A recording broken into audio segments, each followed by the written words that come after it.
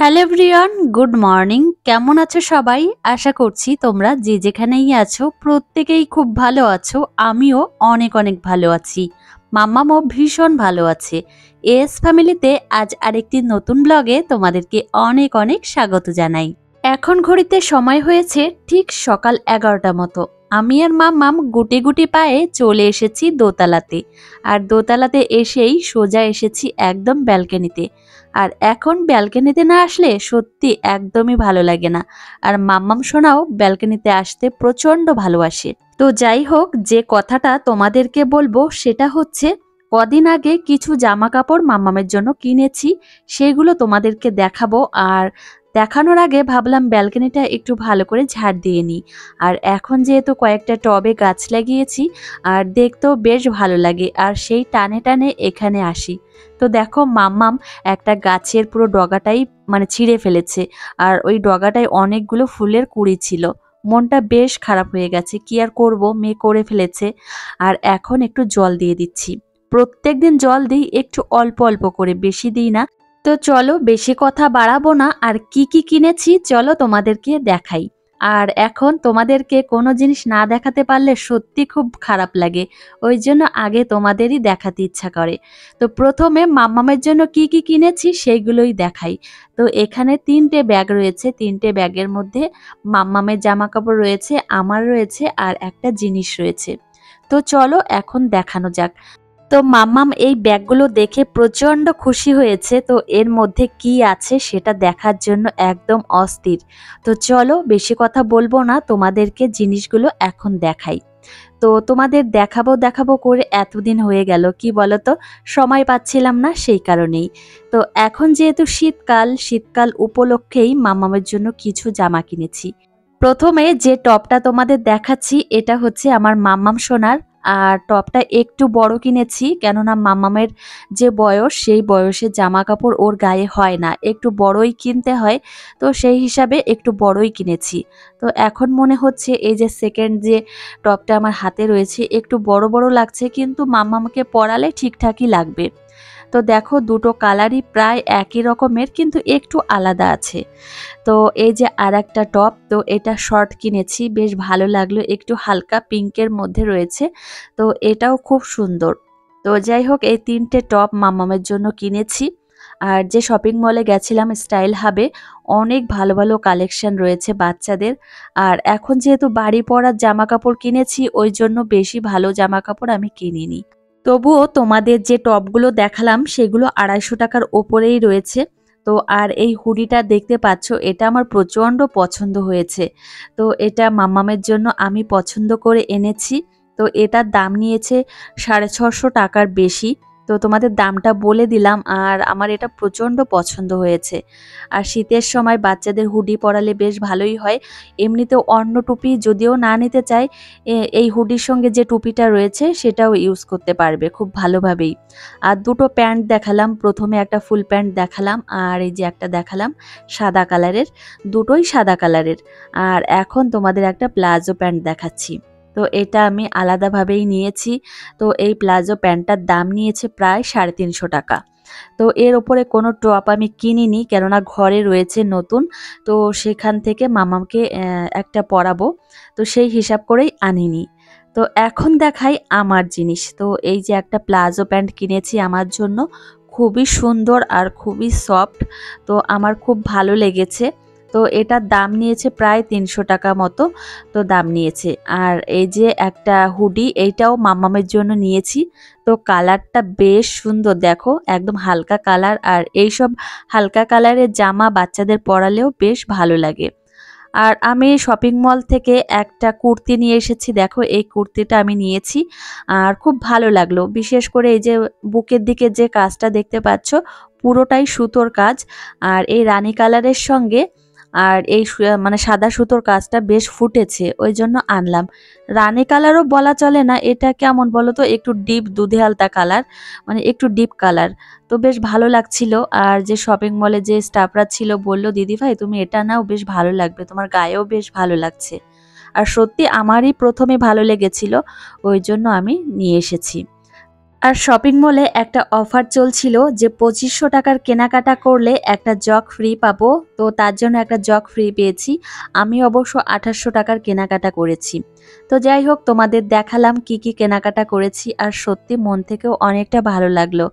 আর এখন কি হয়েছে জানো তো, কোনো জিনিস তোমাদের সঙ্গে শেয়ার করতে না পারলে সত্যি আমারও ভালো লাগে না। তোমরা অনেকেই আছো আমাকে অনেক ভালোবাসো, মাম্মামকেও অনেক ভালোবাসো। তো তাদের উদ্দেশ্যেই এই জিনিসগুলো দেখানো। তো এখন আবার নিচে চলে এসেছি। মাথায় চিন্তা রয়েছে মেয়েকে খাওয়াতে হবে। তো নিচে এসেই কমলালেবু ছাড়িয়ে নিয়েছি, মাম্মামকে কমলালেবুর রস খাওয়াবো। আর একটা ডিম সিদ্ধ দিয়েছি। তো এই যে দেখো ডিম সিদ্ধ হয়ে গেছে, রান্নাঘরেই ছিলাম দাঁড়িয়ে, ডিম সিদ্ধ হয়ে গেছে। আর এখন রেডি করেই মানে এইভাবে পিস পিস করে কেটে নিচ্ছি, তারপর মাম্মামকে খাইয়ে দেব। ওকে আবার স্নান করাতে হবে। আজও জানো একটা বিয়ে বাড়িতে নিমন্ত্রণ রয়েছে, সেই বিয়ে বাড়িতে যাব। আজ ভেবেছি মাম্মামকে সঙ্গে নিয়ে যাব না, কেননা আগের দিন বিয়ে বাড়িতে গেছিলাম, মাম্মাম এত পরিমাণে দুষ্টুমি করেছিল। তো ভেবেছি আজ ও ঠাম্মি আর দাদা ভাইয়ের কাছে রেখে যাব। আর নিমন্ত্রণটা তোমাদের দাদা ভাইকে আর আমাকেই করেছে, কেননা কি বলতো, তোমাদের দাদা ভাইয়ের বন্ধুর বউ ভাত আজ, ওই জন্য ভাবলাম কি দুজনেই যাব, মাম্মামকে নিয়ে আর যাব না। মাম্মামকে বাড়িতে রেখে যাব আর 1 ঘন্টার মধ্যেই ফিরে আসব। আমাদের নহাটাই বাড়ি ওর বন্ধুর। তো যাই হোক, দেখো আকাশের অবস্থা একদমই ভালো না, চারিদিকে একদম অন্ধকার হয়ে রয়েছে।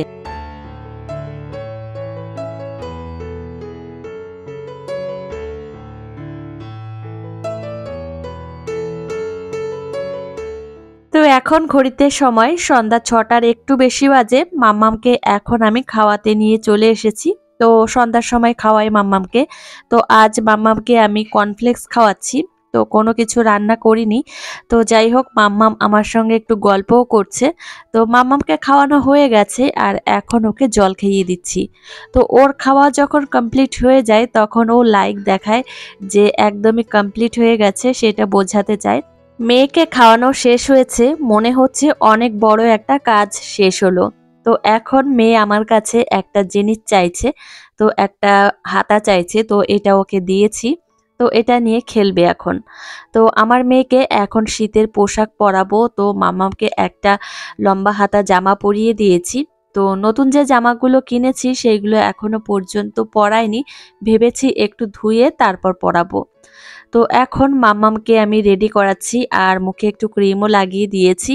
তো এখন আমি চলে এসেছি রান্নাঘরে, বলতে পারো আমি রাত 8টার সময় এসেছি রান্না করতে। আসলে যাব বিয়ে বাড়িতে, তো ভাবলাম কি যে আগে এগুলো মানে ঘরের যে কাজকর্মগুলো আছে সেগুলো করে নিই। আবার মেয়েকে খাওয়াতে হবে, ওকে বাড়িতে রেখে যাব। আর আগের দিন যে বিয়ে বাড়িতে গেছিলাম, তো সেদিন বেশ গরমই ছিল, ঠান্ডা তেমন ছিল না, কেননা আকাশে মেঘ ছিল আর অনেকটা গরম ছিল। ওই জন্য মামাকে নিয়েও গেছিলাম, আরও দাদাভাই গেছিল, ঠাম্মি গেছিল, কিন্তু আজকে নেব না, ঠান্ডার পরিমাণটাও একটু বেশি। আর ও দাদাভাই বলল কি নিয়ে যেতে হবে না, বাড়িতে রেখে যাও মাম্মামকে। তো বাড়িতেই রেখে যাব।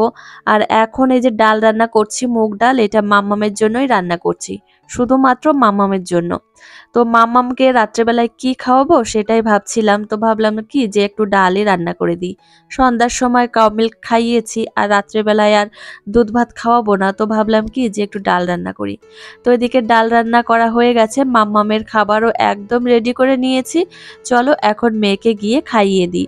আসলে কি একটু ব্যস্ত রয়েছি। তোমাদের দাদাভাই তো দূর থেকে বলেই দেয় যে তাড়াতাড়ি করে রেডি হয়ে যেও, কিন্তু আমাকে তো সংসারে কাজকর্ম রেডি করে তবে নিজে রেডি হব। আবার ছোট্ট একটা মেয়ে আছে, তো ওকে রেডি করাবো। তো তারপর এই যে সমস্ত কিছু করে আমি এখন আসলাম রেডি হতে। তো আজ আমার শাড়ি পরতে একদমই ভালো লাগছে না। আর জানো তো অনেক সময় শাড়ি পরতে ভালোও লাগে না। এবার ভেবেছি শাড়ির পাশাপাশি কয়েকটা 3 পিস কিনতে হবে। আর 3 পিস পরলেও বেশ ভালো লাগে। আর আরেকটা বিষয় জানো তো, যখন তাড়াহুড়ো থাকে তখন শাড়ি পরতেও ইচ্ছা করে না, মনে হয় যে একটা চুড়িদার বা কুর্তি হলে ভালো হতো। তো এখন থেকে ভাবছি 3 পিস কিনবো। শাড়ি তো প্রচুর আছে, কিন্তু এখন থেকে 3 পিস কেনার চেষ্টা করব। তো এই যে দেখো সিম্পল ভাবে একদম সেজেছি আর এই সোয়েটার পরে নিলাম, কেননা বেশ ভালো ঠান্ডা রয়েছে। আর 10টার দিকে বেরিয়েছি। তোমাদের দাদাভাই আসতে একটু লেট করেছিল আর চলে এসেছি বিয়ে বাড়িতে। আর এই যে নতুন বউ, তোমাদের একটু দেখালাম। তো এসেই ঝটপট করে আমরা খেতে বসে গেছি, অনেকটা রাত হয়ে গেছে। তো এখন প্রথমে আমাদের ডিমের ডেভিল দিল, তো খাচ্ছি, দুজনে বসে রয়েছি আর সামনে একজন বসেছে। তো যাই হোক, চলো খাওয়া দাওয়াটা আগে শেষ করি, তারপর তোমাদের সঙ্গে কথা বলছি।